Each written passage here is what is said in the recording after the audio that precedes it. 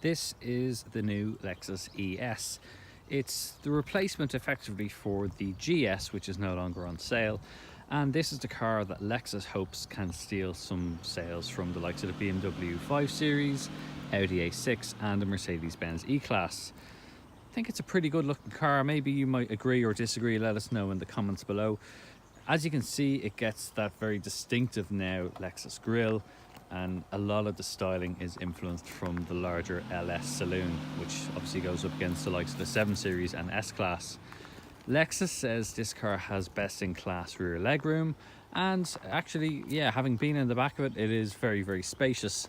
Headroom isn't even that bad either, and even if you're sitting in the middle seat, it's not too bad. Crucially, unlike the GS that this car effectively replaces, boot space isn't too bad. Previously, because of the hybrid system, it had a little bit of a problem in terms of boot space being eaten up by the battery. Now with the ES, there isn't that problem because the battery now sits underneath the rear seats. It means you do have a fairly generous boot, and as you can see, there's a pretty wide opening inside, so you can see it's all flat inside. There's a couple of tie hooks. There's also even a ski hatch if you are so inclined as to go skiing. You get an electric tailgate as well. What do you think of the styling? We think it looks pretty good. It's well finished. There are a couple of trims that you can get. This is the luxury model.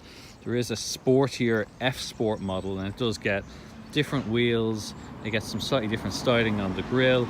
It also gets different suspension setup. So all of the standard cars have a conventional, more or less a conventional setup. The F Sport gets an adaptive dampers. So here's a look at the back. As you can see, it's pretty roomy inside. You can have a sunroof up there. There's plenty of adjustability. The rear seats can adjust by up to 8 degrees. So if you want to have a little bit of a recline in the rear, you can. There is a transmission tunnel in the rear. It's not too bad because there's so much footroom here anyway. It's even if you're sitting in the middle, it's okay. You get some chargers there as well. So that's what the rear is like, and obviously this has a large center console, pulls down, has all of the various controls and some cup holders in there.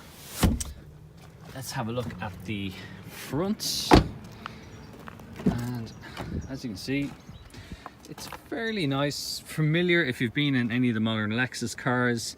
This has the more basic dashboard setup, so this is what you'll get as standard.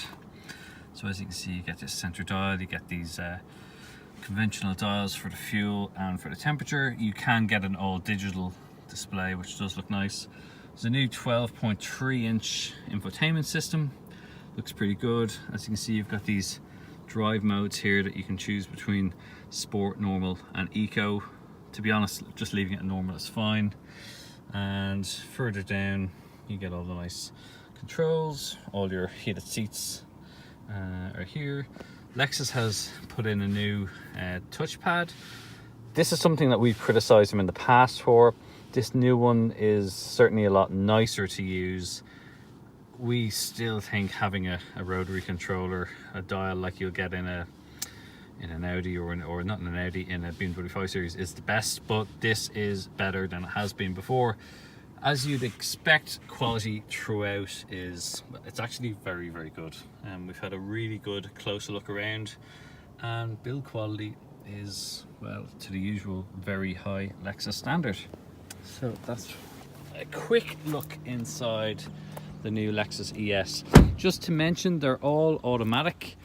They all have a 2.5 litre engine mated to a hybrid system. That's the only choice you get. So far, we've just done a relatively mixed drive in this car.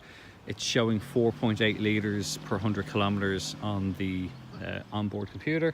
That's pretty good. I mean, you're into diesel territory there. It's not going to be probably as good if you're doing only motorway driving, but if you're doing a lot of urban commuting driving, this is certainly, we think, one to consider if you want to move away from diesel.